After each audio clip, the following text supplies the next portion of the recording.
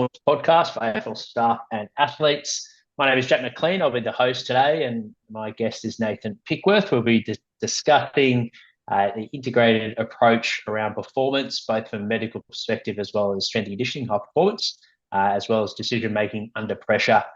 Something that Nathan's currently working in as the head of performance of Cronulla Sharks, but also as a physio background as well. So looking forward to diving in. If you're tuning in live on YouTube or LinkedIn, feel free to send through your questions on the comment section, and I'm sure we'll find some time for it throughout. But welcome, Nate. Thanks for jumping on, mate. Looking forward to our chat.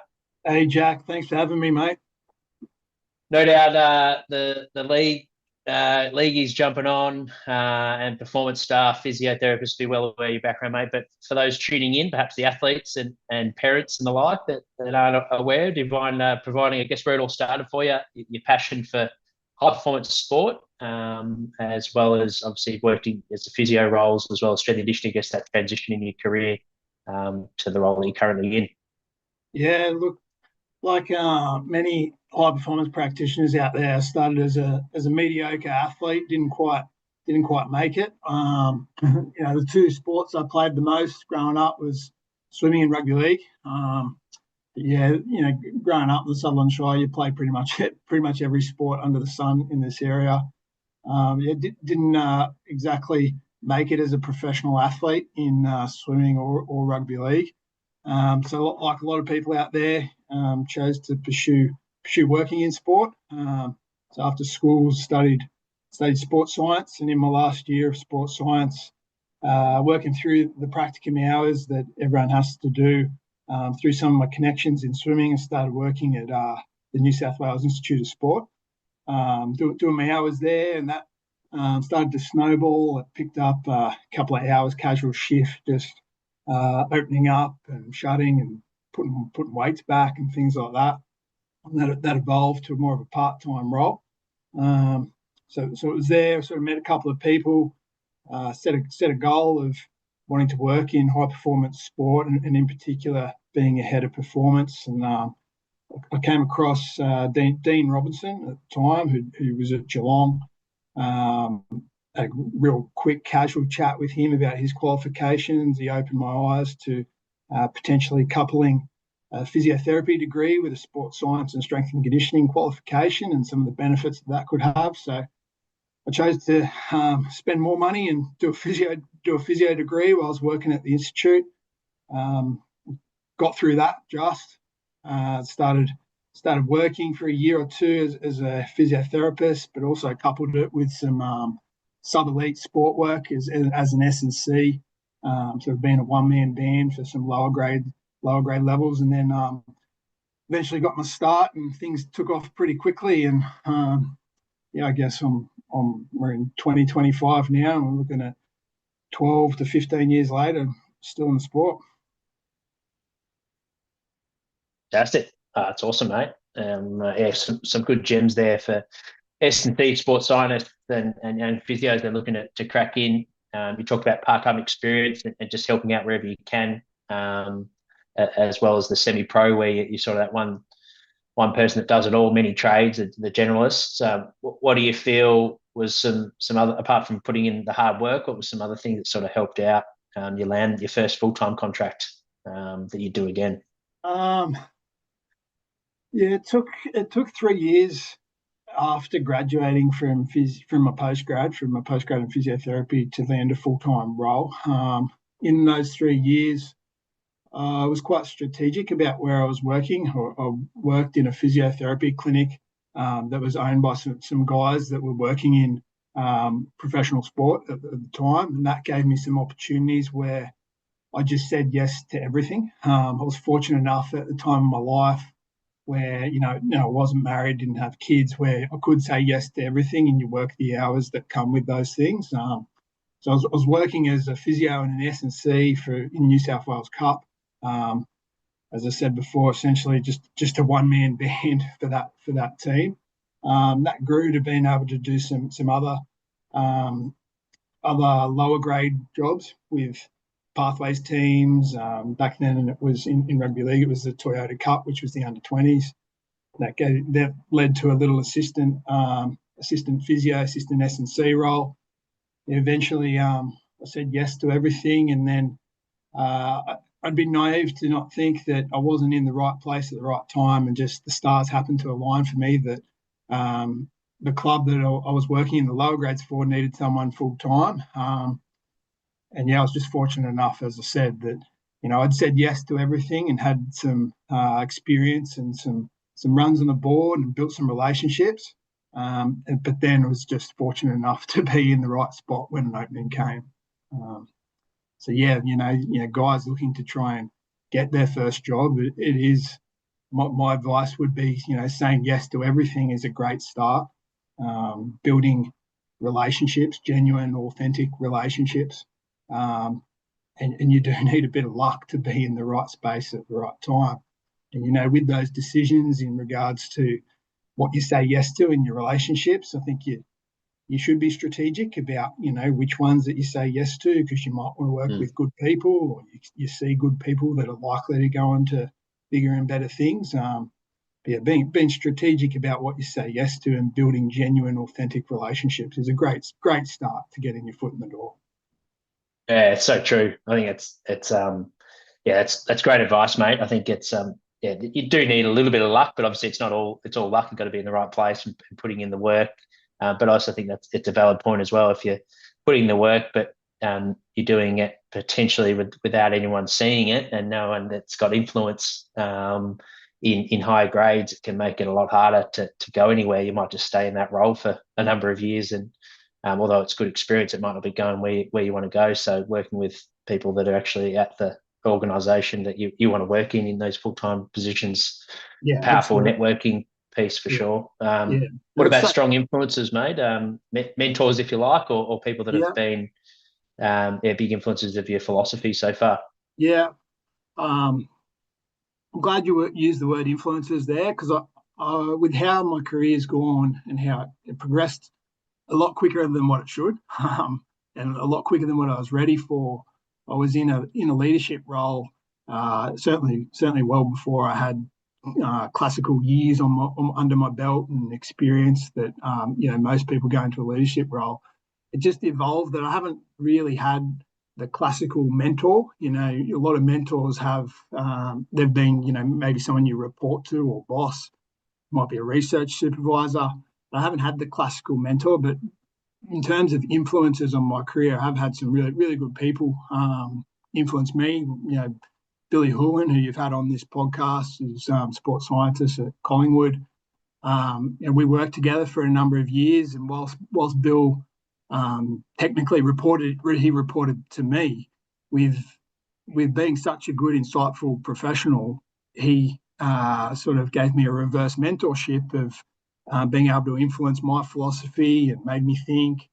I was really fortunate that I could be a spectator to his PhD and help facilitate some bits of that. And watching him do those things, that certainly shaped my philosophy. Another one, in a similar situation was Tim McGrath, who's now head of performance over in America with the Washington Commanders. It was actually Billy and I doing our own professional development tour where we met Tim. He was at Port Adelaide, and then was fortunate enough to get him to where I was working in my second year as a high performance manager. And I still have Tim consulting to our program here. And again, similar to Billy, he really challenges the way you're thinking, shows you some different insights to some ways that you can rehab players or diagnose or medically diagnose someone, make a decision. So he's been a real good influence on my philosophy, particularly in the medical and rehab space.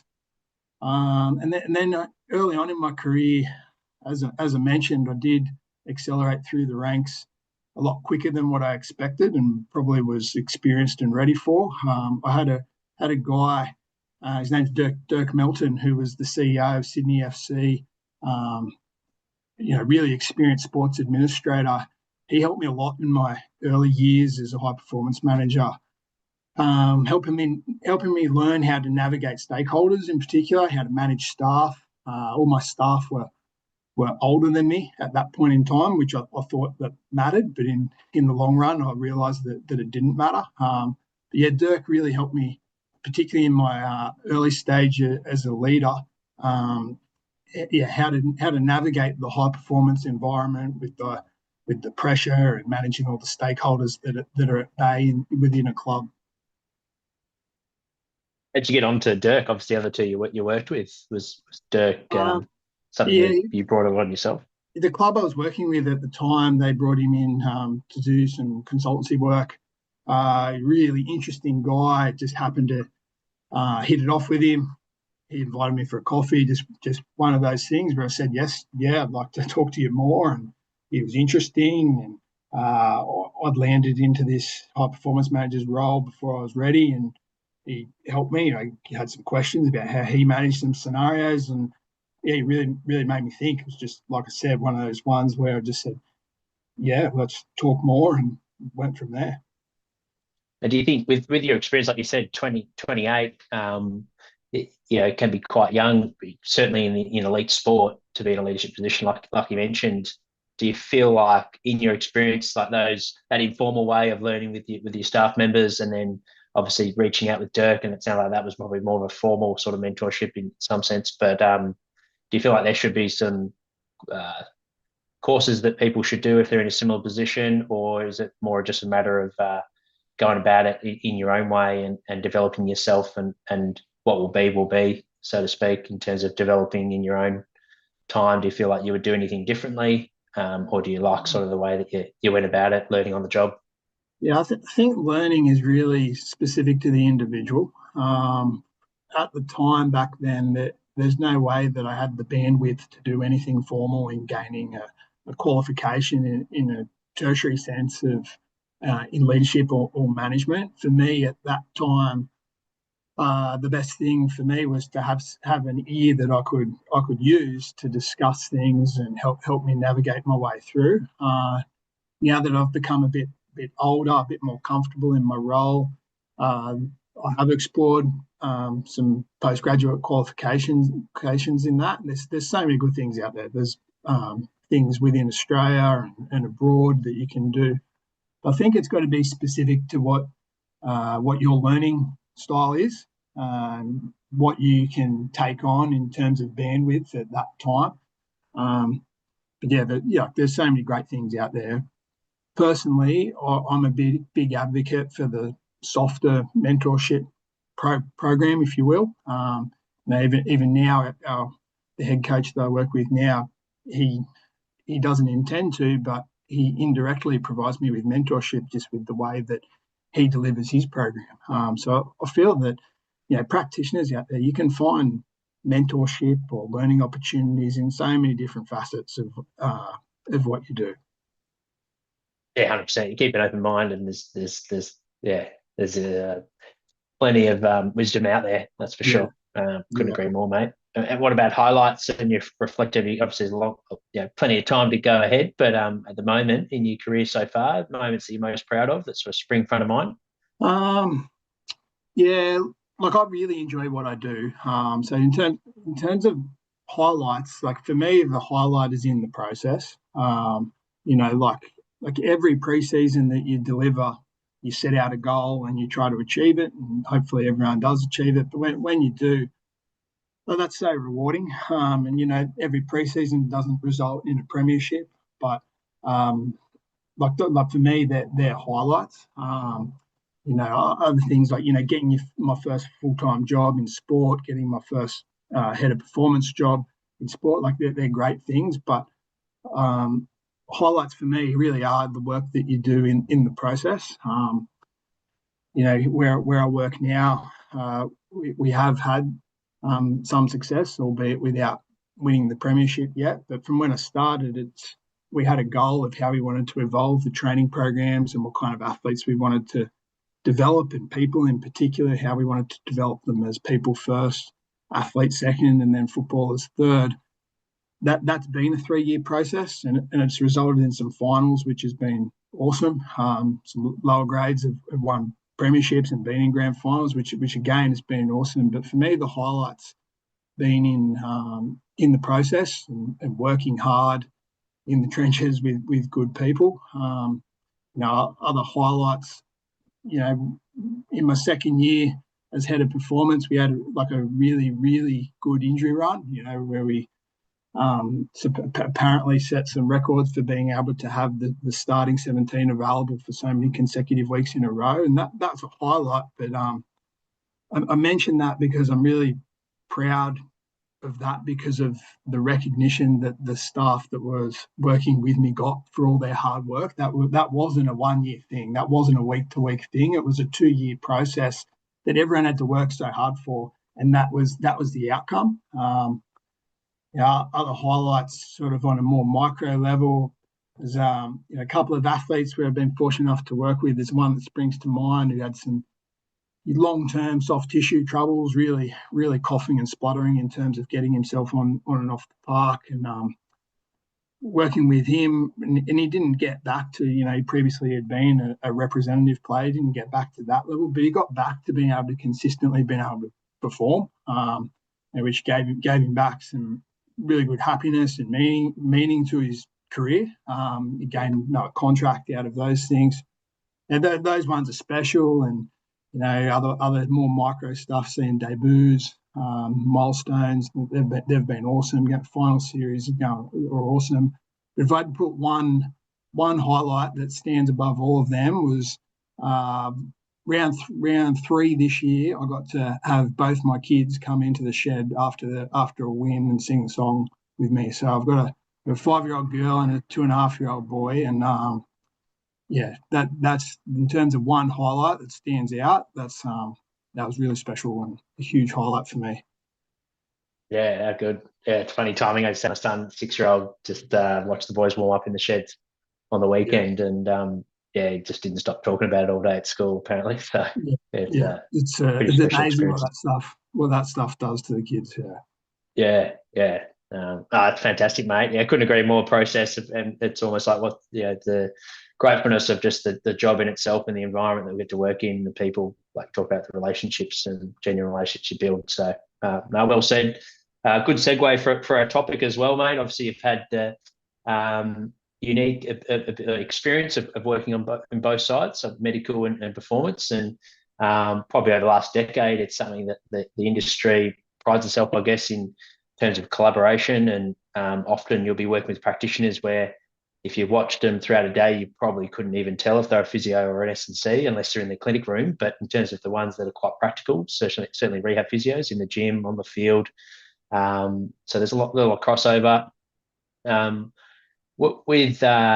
With your challenges in any of those roles, what have been some of the more significant ones that you've faced, and what did you sort of learn, or how did you grow, whether it be the rehab physio role, strength and power, or head of performance? The head of performance role is the one that I've certainly faced, the most challenges. As I mentioned before, the situation arose where I just happened to get the job before I was ready, but I was able to take on the job. I was taking a step up within the club I was already working full time for. I felt I had clarity around what needed to improve and how I needed to go about it. I don't think I would have been able to. I think if I went at the same level of my career to a different club, I would have struggled a lot more than what I did. I had some really good people around me to support me, but going into a leadership head of performance role in my 3rd year full time in elite sport, it was a huge challenge. Looking back on it, as I've mentioned a few times now, no, I wasn't ready, but the things that needed to be improved to gain better performance for that football club, I knew I was able to deliver because I had clarity in the role. For people out there looking to go into similar roles, it's hard for me to say what advice I would give them, because it's so situational.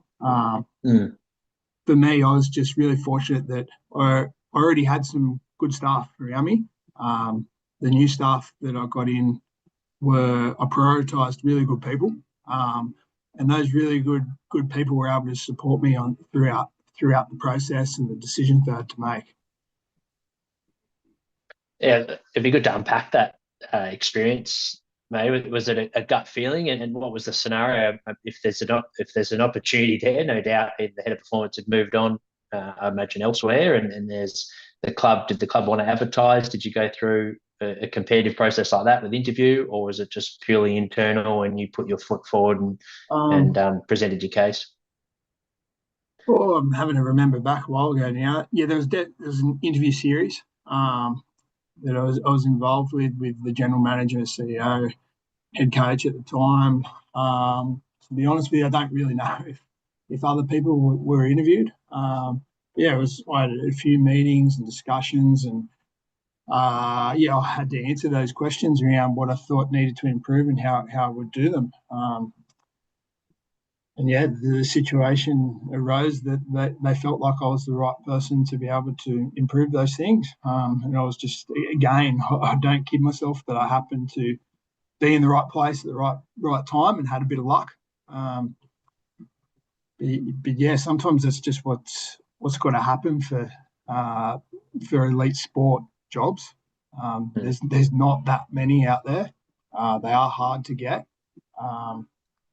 And you asked me earlier about advice. The more things you say yes to, yeah, you hopefully end up in the right space for the right time, and you can be the right person for that role. And for someone listening that perhaps it's the off season and they've just landed their first head of performance role or physio, whatever it might be, head of medical services, performance director, what were the surprises or challenges that you weren't expecting in year one? My year one, we got away to this amazing start where we were having a lot more wins than what was anticipated. And with wins That helps. comes expectation. Yeah. I didn't think things would improve in terms of on-field results as quickly as what they did. And then managing things around, okay, so we're going quite well in this season, and how do we continue going well was something that I didn't see coming. And it's a different dynamic when you having a lot of wins and confidence is growing and finals is possible and those kind of things happening. How I navigated that, look, I just lent on my staff a lot. To be honest with you, lent on mentors as I mentioned. I started to realise that the softer skills were going to be the things that helped me navigate my way through and take the group to the next level. So I started to work on some things like emotional intelligence and my EQ, increasing those capacities whereby I could improve the program without changing a big drastic part of the program. I could improve the program in the way that I delivered it, in the way that I developed relationships and connections. I don't feel that I still don't feel that I've mastered those skills. I still work on that today. I feel like I have gotten a lot better on it, and I apply it a lot better now than what I did back then. But yeah, developing my own emotional intelligence to be able to read the room and the environment, helped navigate the new situation we were in, which was playing finals and having some expectation on the group was a new experience for everyone. And moving to the return to play side of things, particularly the star players or the most important players for the team that at times will get injured. So those high pressure ones, I guess, higher stake return to play. How do you sort of manage that decision making? Like you talk about emotional intelligence. So I guess yourself from an energetic point of view, would you do anything differently around that sort of period with your team? Is there more meetings, less meetings, more informal sort of catch ups and reviews? Yeah, talk us through your process when those star players are in the rehab program and you're looking to maximise their return, reduce the risk of injury ultimately. Yeah, look, across the board, whether it's in regards to a player returning to play or any kind of performance topic or whatever it is. I run a lot less meetings than what I do now. I run a lot less meetings now than what I used to when I first started. I try to be really conscious of people's times, and I've become more appreciative of the way that a water cooler chat can be of value. So I run a lot less structured formal meetings. In regards specifically to your question about a star player or any players return to play, the way that I operate now is I do give a lot of autonomy to our rehab staff, and they're exceptional in what they do. I feel that everyone needs to own their own space to feel to have value in your job. If I was, I feel a bad term is micromanaging, but if I was instructing it's to be done this way, it doesn't let my staff grow, it doesn't let them become bigger and better practitioners. And with giving them autonomy, they really feel ownership about what happens within that player's rehab and how they come out of that rehab. It's something for them to be proud of. Now, I guess in that it could sound like I sit back and do nothing, but when it comes to a pivotal point, I let them grow and sometimes even make the decision, but I'll own the decision. So in the example is if it goes wrong, if it goes wrong, it's on me, not that the environment that I work in now, I'm really fortunate as I don't feel blame if things go wrong or anything like that. But for my staff to feel comfortable, grow, and own their own space, I want them to be able to go, okay, so I think we should push or we should pull and be able to own it. And if I feel that it isn't going in the right direction, or I feel something needs to be rectified, I help steer it in the right direction. I don't really come down on them and say this has to happen or this has to change. But I ask a lot of questions in things in regards to if I want to steer it in a different way, and some really open conversations about it.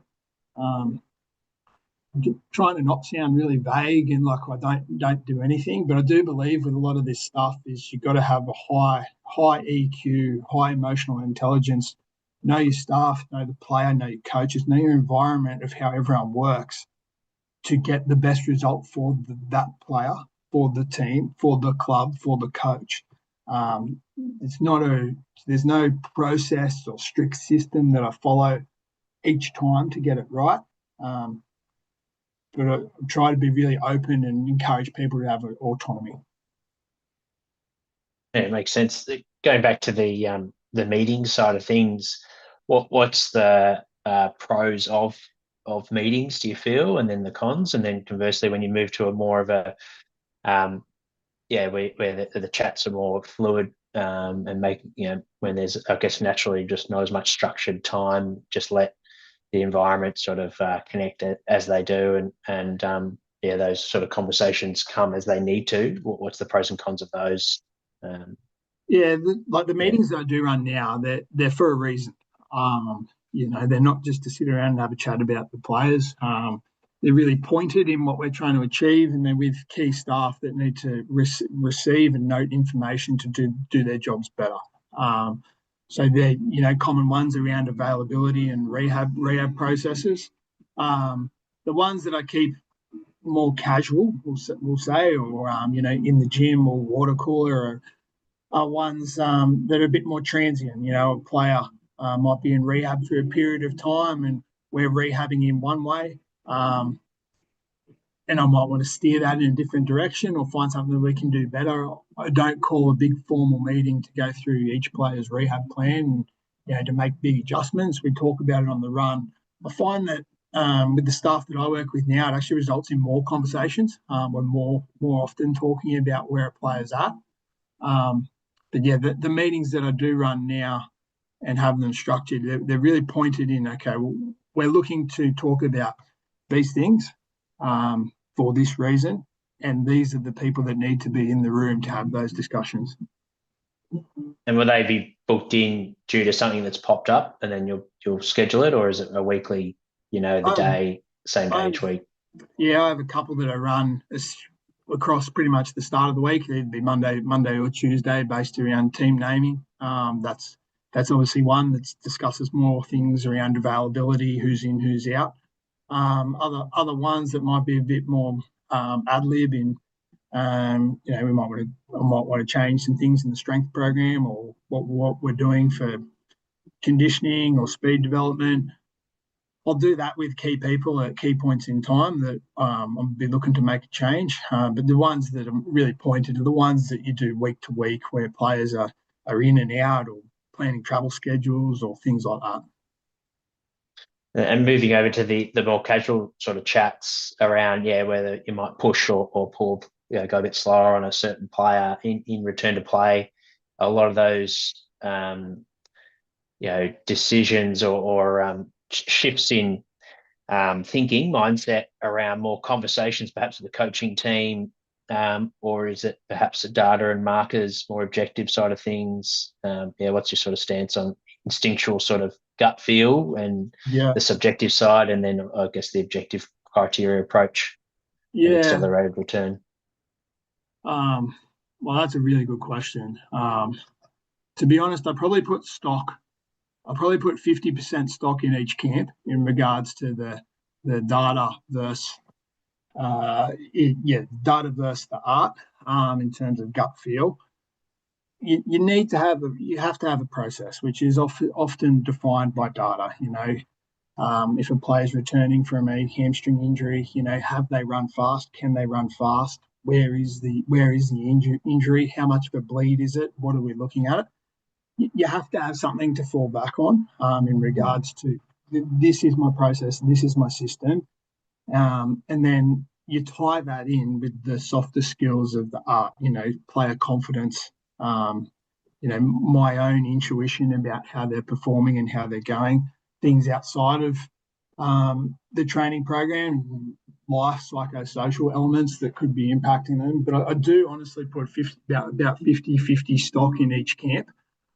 But when you're making a decision like that, particularly in regards to return to play, are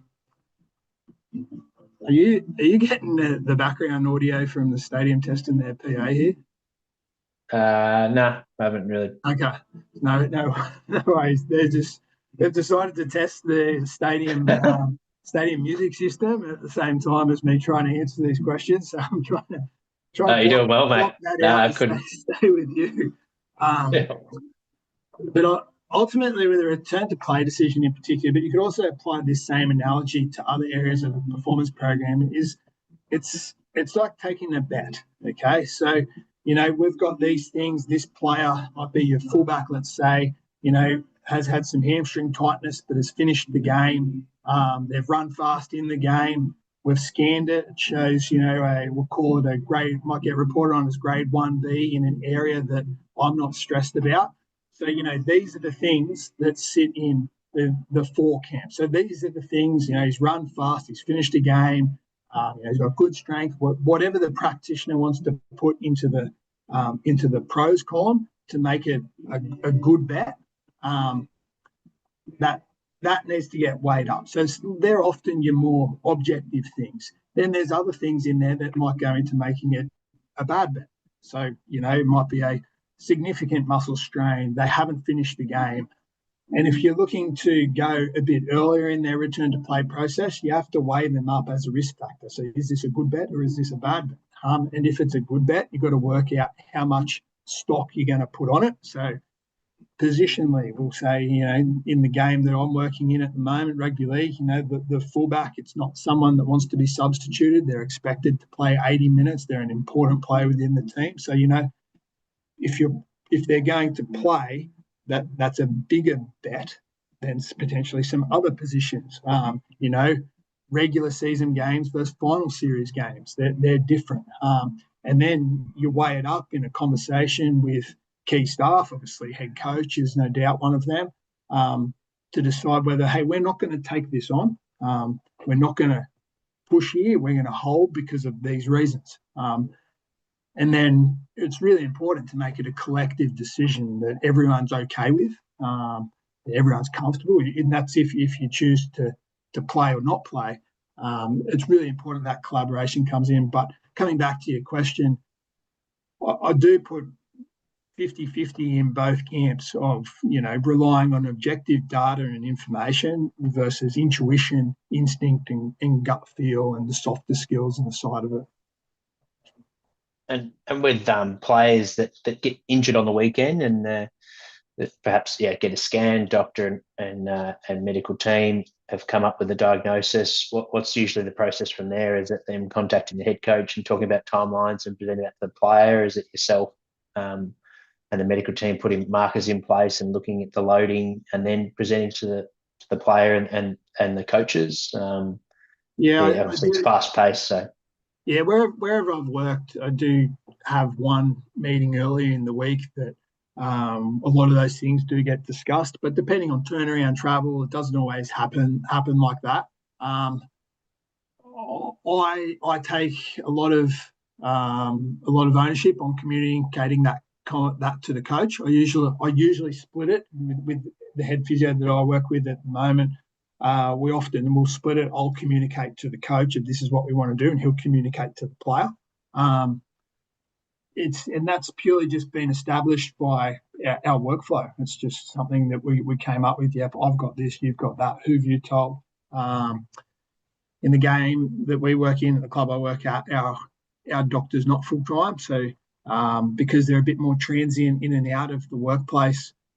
They certainly do communication around things medically orientated, but in terms of the musculoskeletal return to play stuff, myself and the head physio usually manage those things. And what about the actual timelines? At the end of the day, that's when the coach wants to know when they're going to play for me again, and same with the athlete. Is that a range that you guys tend to talk about, or do you just simply present the markers that you need to tick off there in the right? Probably every injury is, I'm saying something different, to be honest. If we try to go as accurate as possible, if we think this is a three-week injury, we try to be as accurate as possible rather than give a broader window. But sometimes it's just not that simple. And the window has to be kept open, so it's called a 4 to 6 week thing. Where that sits, the conversation happens. Often our physio and rehab team will establish those kind of timeframes based on historical information that we have from previous similar things, and then as they go, we refine them. So if it is starting out as a broader window, week to week, we're talking with the coaching staff about how that player's tracking and hopefully narrowing down that window so they have a clearer picture of when to expect them back. And if there are moments there where the stakes are high and the coach has pretty firm position on, it's not about return to performance, I just simply need the player because we've got no one else in that position available, and they need him a week early, and how do you sort of tackle that? Yeah, I guess that comes back to what I was saying before about, good bets versus bad bets. If we're looking to pull the trigger early, so to speak, what objective things do we have in the pros column that makes this thing a good bet? What makes it a bad bet? Where does it land? It's often a question that you get asked is, if this goes wrong, what are we looking at? So I try to answer that up front. If we take this on, and it doesn't work out, re-injury, obviously we're talking about there, what kind of time frame could we be looking at on the re-injury? And those things all go into the pros and cons of whether or not it becomes being something we want to take on, and we think it's a good shot with minimal risk, and if it does go wrong, the outcome isn't that nasty, or it ends up being something where it's too risky to take on for whatever reason. Finals are around the corner. If it goes wrong, they're going to be out for some injuries. You need to double the time frame that they're out after. That might not be something that they're willing to take on, and you factor it into your playing squad. So you might have so-and-so coming off suspension next week, therefore he's likely to come back into that spot. That makes it more of an opportunity for it to go that. We've spoken a lot of this about how I manage it with staff, but the most important person in this whole process is the player, and they have to be comfortable with it. There's times where players are just banging the door down of let me have a crack, and there's other times different personalities that feel like they need to go through a process to be able to play and perform. That process might involve, they want hard training leading into it, or a period of consistent training, and they feel that brings out the best in them. We've talked, as I said, we've spoken a lot about how I manage that with coaches and staff, but at the centre of all of that is the player. What kind of athlete they are, what kind of before athlete, what kind of person they are, what do they need to be able to feel ready to perform? What training do they need? What preparation do they need? What communication and articulation of what's going to happen do they need for them to perform? But yeah, in all of that, in terms of we think this is a good shot or not so good shot, the player comes into it. And you can bring the player into it depending on who they are at any point along the spectrum of making a decision. Certainly have some players that I've worked with that want to be involved all along and want to know each bit, each step, every bit. And other players, they're just, I don't understand this. You tell me what to do. And then neither of them are right or wrong. Just unique to who you're working with. Have you had scenarios where I guess you've had to put your balls on the line, so to speak, where you've hedged your bets and you feel like it's a risk, an accelerated approach is something you feel confident in? You've presented that case and perhaps the athlete wasn't sure, and like they said, it's just whatever you think and the performance team, medical team thinks best that they'll do, and they can't make a decision themselves. They just want to do whatever you think, and you feel like they can return and it hasn't quite worked out due to whatever reason. Talk us through have you had an experience like that before? Yeah, definitely.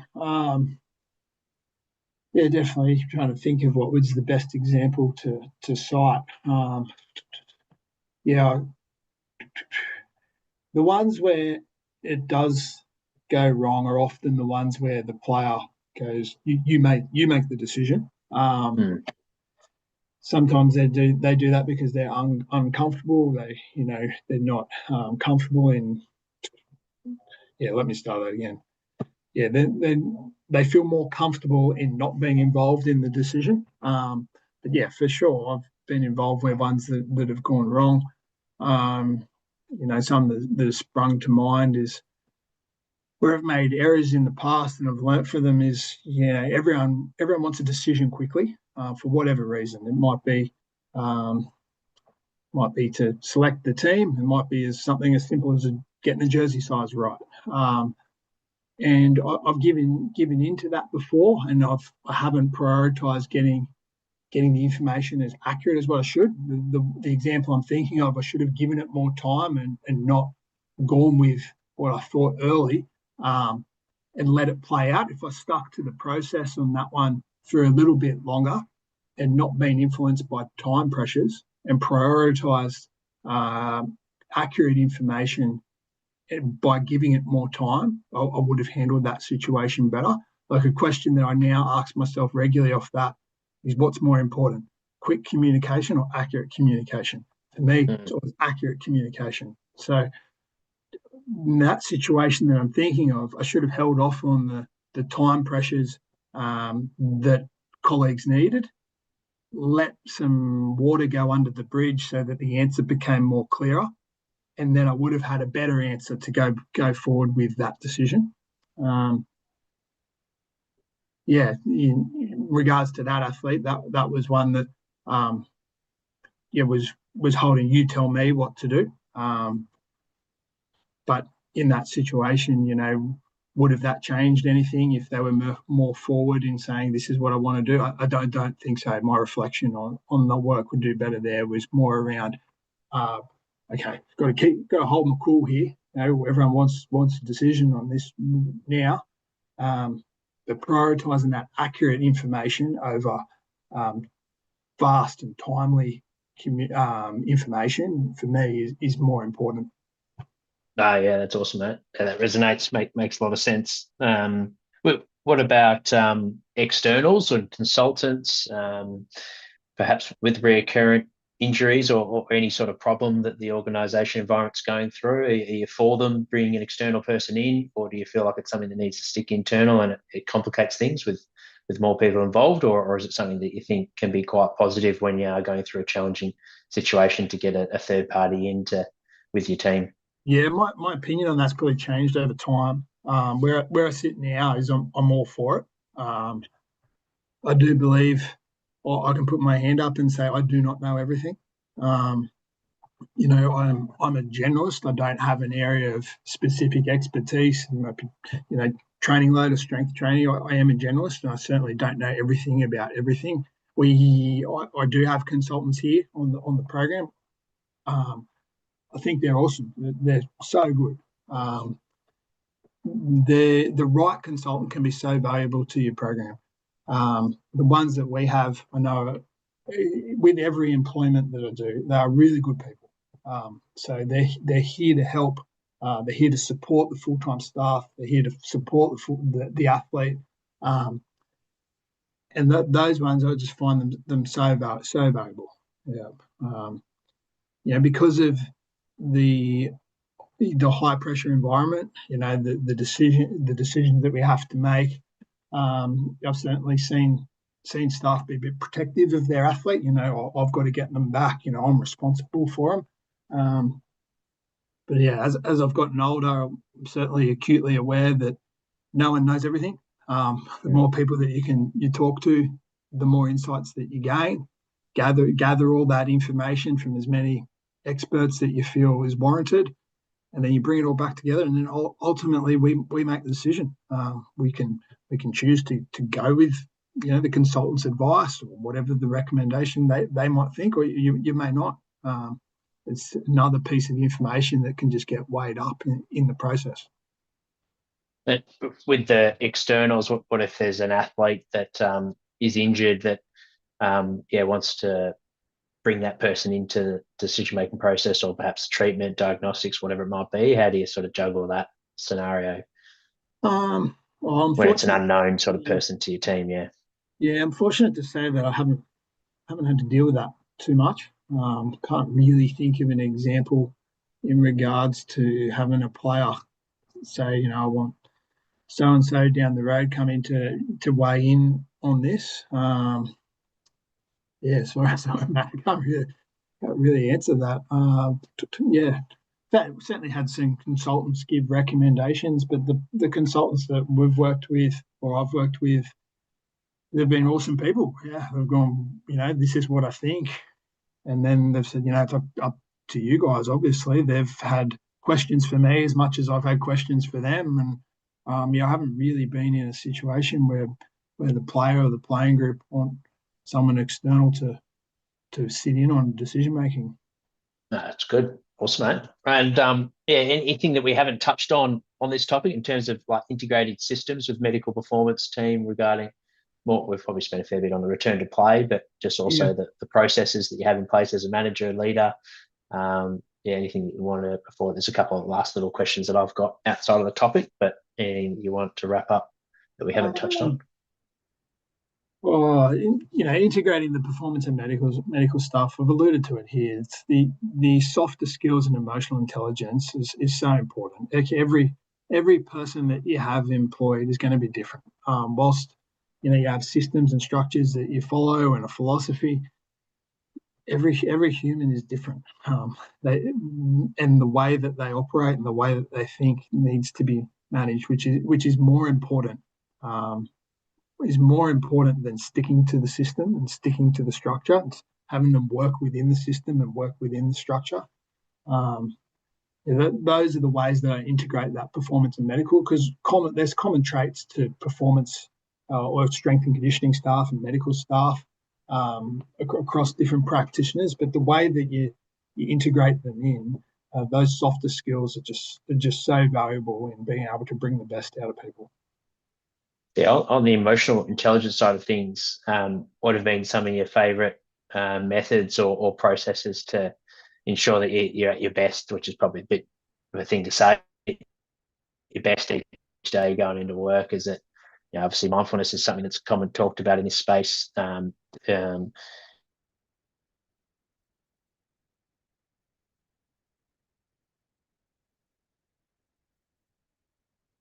excess for the players and yourself? Sorry, Might sorry, lost you just there for a sec. sorry, I just lost you there for a sec. I just missed your question there. You got me, mate? Yep. I have. You can hear me? I do. Yeah. Yeah. Sorry, just muddled there. But on the emotional intelligence side of things, would have been some practices that you've built in that you've felt that have helped, I guess, build awareness and enhance your communication skills and decision making on a daily basis. For me, I read a lot. There's so many good pieces of information out there that you can read to develop your capacity in EQ. Look, for me, I find that if I want to bring the best out of my staff, I've got to try to be the best version of myself every day. So if I come into work where my energy is poor, um, people pick that up. The laws of osmosis, people will pick up negative energy. So the way that I manage myself is really important. That's first and foremost. Like, if I'm not coming in trying to be the best version of myself, how can I expect my staff or my players to come in and be the best version of myself? So, like for me, personally, I could do a whole nother podcast on nutrition and nutrition philosophies, but the way that I live, I need to be the best version and healthy version of myself, so that the people around me are also going to be the best version and healthiest version of themselves. Fantastic. That's good. That's awesome. That might be, this the following episode of 2022, maybe in 2026 sometime. Yeah. But no, I appreciate it, mate. It's great advice all the way through, both from your journey. Big believer success leaves clues, and in helping the next generation of coaches and practitioners land that first full-time job. But also for on this topic, that it was great to unpack it, mate, in your experiences, and also share some stories and effective strategies that have evolved over your career to date. Last few are just more on a personal note, but pet peeves, mate, anything that sort of fires you up from a work perspective, or it could be industry, in strength and conditioning, or Pet physiotherapy. peeves. I probably had a few when I was younger, but like I mentioned earlier, I'm very conscious of where I spend my energy. I don't, I don't, I don't waste energy on things that aren't important to me. So the list of pet peeves has really dropped off. So I'm very conscious of managing my own energy. Um, so there is one, but all my friends and colleagues that listen to this, they're going to be very cheeky and going to do it straight back to me. But my name, Nathan Pickworth, I often, when I say often, 2 or 3 times a year, I'll receive an email saying, "Hi, Nick." So they combine my first name with my Oh yeah, back initial. And if you're sending me a job application and I've got high attention to detail, but list me as Hi Nick, you're probably not getting off to the first best start. impressions.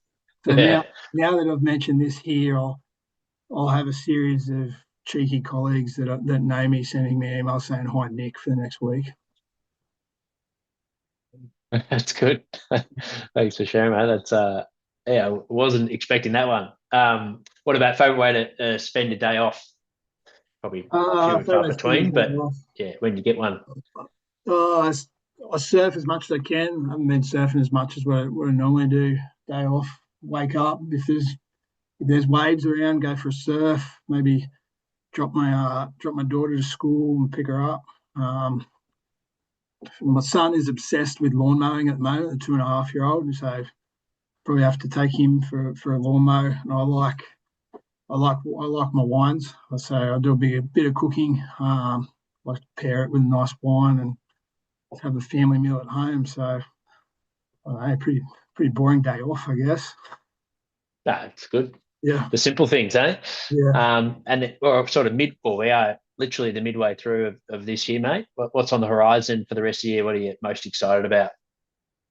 Uh, on the career front, without a doubt, really excited for the opportunity that we have here at the Sharks. As you said, we're midway through the year, and things will start to get more serious towards the back end. Feel that the playing group are really good people, and it's being a really good person is a great start to becoming a good athlete and a good footballer. So, really excited about what the rest of this season will look for. On a personal front, my 5-year-old daughter's started her first year of primary school now. It's really cool to see how she grows in schooling institute. So I'm looking forward to see how she goes. And yeah, the 2.5-year-old, he'll keep coming up with surprises. So who knows what that one will come up with. Yeah. Awesome. How good, mate. Well, yeah, thanks again. And on behalf of everyone that's tuned in, thanks for sharing with us. For those that have any follow-up questions or want to connect, mate, where's the best place to get in contact? Probably LinkedIn. LinkedIn's a simple place. Sure you'll be able to share my contact details on this podcast. Yeah. Well, if you're listening in podcasting world, maybe driving the car, we'll add the links in the show notes, guys. So whenever you do stop and get a spare time, you can click the link in the show notes and connect with Nathan from there. Yeah, don't say hi, Nick, if there's anything to learn from this episode. Thanks for everyone that's tuned in. If you tuned in at the end here, the episode will live on our YouTube channel until we release it on our podcast in the coming weeks. And our next live chat is with Alex Corvo, which will be 8 p.m. Australian Standard Time on Thursday, the 19th of June. So I look forward to seeing you all then. Thanks, Nate. All right. Thanks, Jack.